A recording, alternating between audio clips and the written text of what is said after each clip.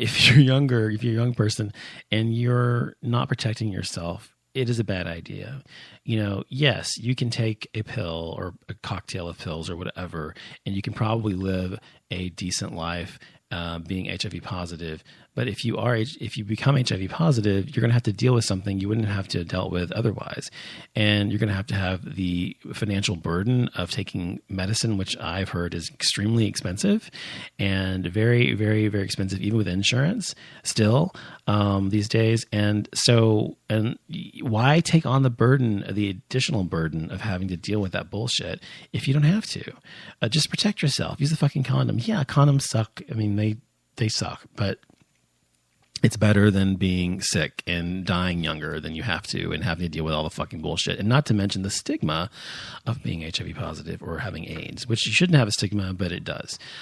So I just wanted to say that about that because I think it's something that's very important to deal with. Now, speaking of all that, though, there is a study that came out. Now, there have been several studies about gay men and this particular topic, and this particular topic being how being a bottom, can cause cancer or causes cancer. There's an actual, it's a very comprehensive survey and study of gay men who bottom for several different partners over their lifetime by the University of Montreal in Canada. And their conclusion was that they are at a higher risk of prostate cancer than men who do not have anal sex or are receptive partners of anal sex. And they found that men who bottomed for more than 20 male partners in their lifetime more than doubled their risk for prostate cancer, which means that would be me too. I'm versatile, but that would be me too. I'm sometimes a top, sometimes a bottom, depending on the guy I was with.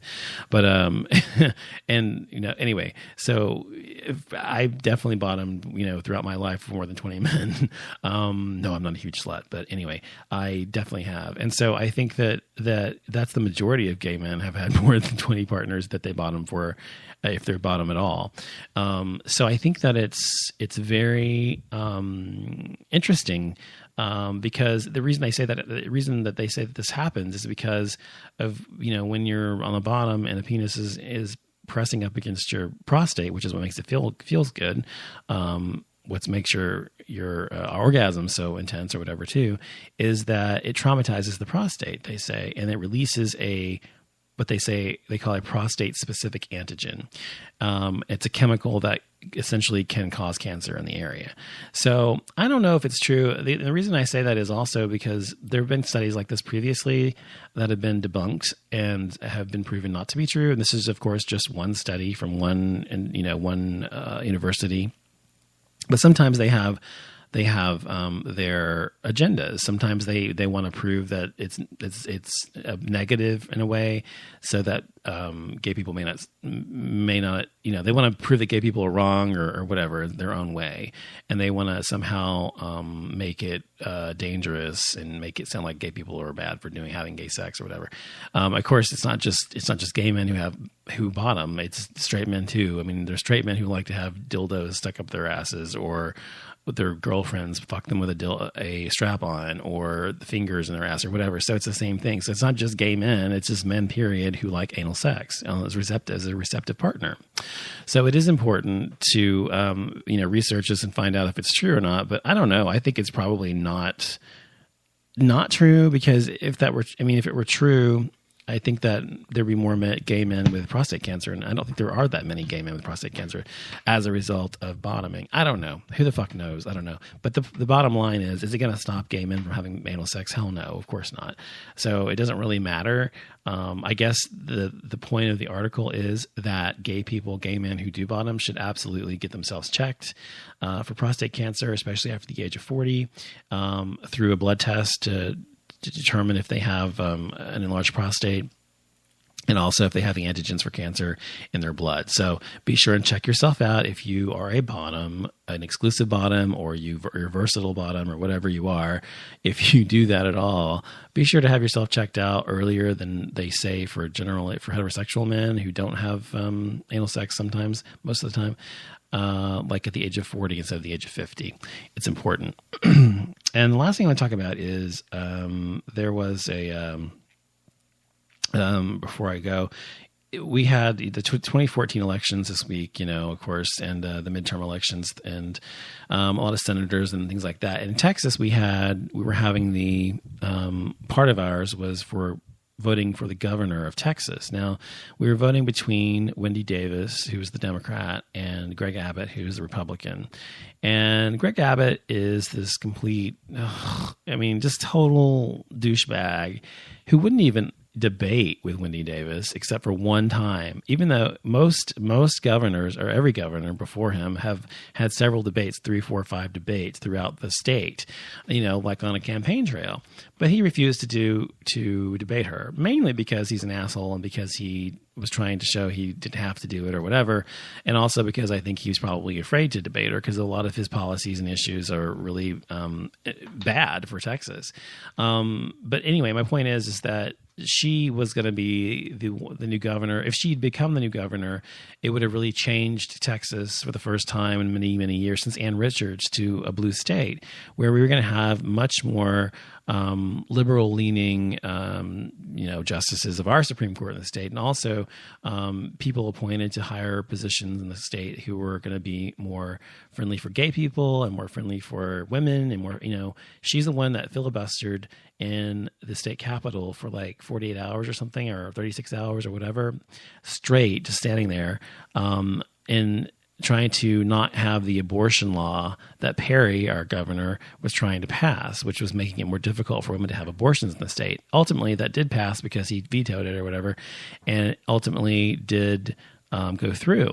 But she was sort of the beacon of hope in the state, because I live here. I've lived here all my life, and it is a Republican. I call it Republican land because that's what it is. A lot of conservatives, a lot of people who hate gay people, a lot of people who hate black people, a lot of people who hate Mexicans, a lot of people who hate women, a lot of people who hate anything that's not white, heterosexual, Anglo-Saxon, Protestant male. They hate here, and you may ask, why the fuck am I still here? I ask myself that question all the time. I've had this discussion on air with you before as my audience. And I don't know. It's just mostly because my roots here are so deep, and I've been here so long, and my businesses are here, my family's here, my house is here, and so on and so forth. So it's not something you can just pick up and move away. But honestly, I was so disappointed yesterday. Although I didn't really think she was going to win, there was a huge sweep, not just in Texas, but across the country, where, as a result, Republicans took the Senate back. So now they have control of the Senate and the House, and then there's Obama's branch, by itself, the liberal side, as the president. So that means that things are going to be even harder to pass. They've already been difficult to pass because of Republicans. They vetoed so many things, or wouldn't allow many laws that Obama and the liberal agenda, as I call it, we were trying to get passed. The conservative agenda wouldn't allow it. So now it's going to be even harder. The good thing is Obama can veto the things that they're going to try to pass. They're going to try to pass a bunch of fucking laws, one of which may be to try to repeal or reinstate DOMA, the Defense of Marriage Act, which won't happen because it's been ruled against in the Supreme Court. But anyway, they may try, but also trying to get rid of the Affordable Care Act, which is Obamacare, people sometimes call it, which has provided millions of people with health insurance that they could not have gotten otherwise. Not just because sometimes not all of that is subsidized. Some of it is, some of it isn't. But it provides health insurance for anybody who wants it, no matter what your previous conditions may be, pre-existing conditions, which was something that insurance companies often rejected people based on. And that prevented a lot of people from getting health insurance or having it at all. Now you're required to have it in this country. And millions and millions of people now have it as a result of that. And if it doesn't happen, if it does happen that they try to repeal it or whatever, it's going to really mean a lot of people, including me, gay people, are no longer going to have health insurance. And a lot of gay people who are disproportionately without health insurance because there's a lot of people who are gay who don't have the financial wherewithal. A lot of gay people are working like retail or lower end jobs or something of that nature. When I say lower end, I mean income wise. So I think that it's going to hurt our cultural, our people as well as everybody else disproportionately. So my point is going to be, though, is that, I voted and my friends voted and people I know voted who voted for people we wanted to put into office. But it makes you just very disheartened when you realize you're going to continue to have to fight and fight and fight and fight and fight. This great thing we've had going so long in America with gay rights and having, gays have rights to marry and other things in this country, sweeping the country. They're going to try to reverse all of that and try so hard to make it more difficult through states' rights and things of that nature. I don't think it's going to actually necessarily happen, but my point is I'm fucking tired of fucking fighting. Can't we just have our fucking rights already? Leave us the fuck alone. Go back to your little house with your little wife and your 2 kids and your picket fence or whatever, and, eat your steak and potatoes and leave us the fuck alone. All we want to do is live our lives and in peace and without fear of being fucking concentration camp victims like happened in Nazi Germany. And I honestly do feel that the Republicans essentially are becoming our Nazi Germany, the Taliban of America, the Tea Party, the Republicans are all kind of in cahoots, and libertarians, as they call themselves, are all pretty much the same thing. And so I find them to be, frightening in the sense that they're so completely ignorant and stupid that you can't have a rational discussion with them. And anyone I can have a rational discussion with scares me because I really do think they're crazy.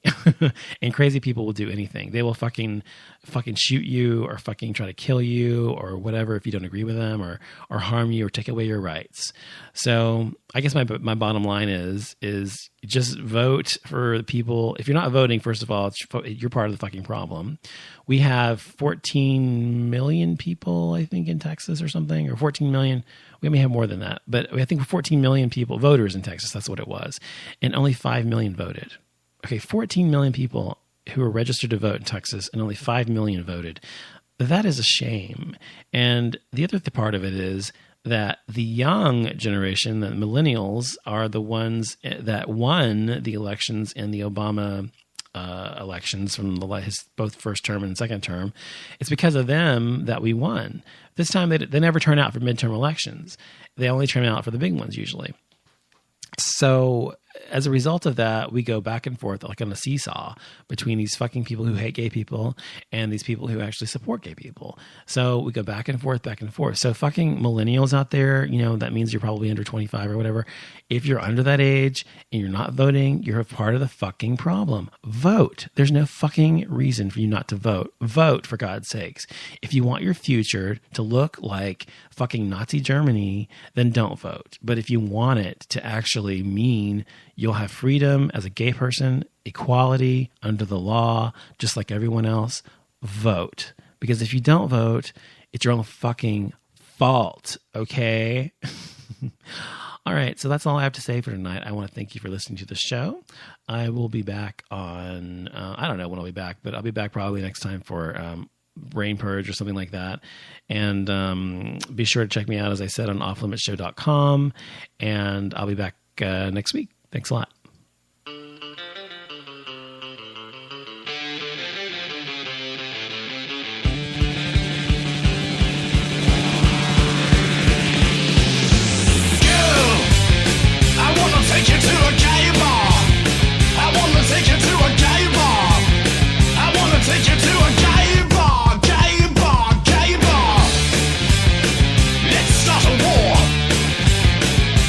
Nuclear war.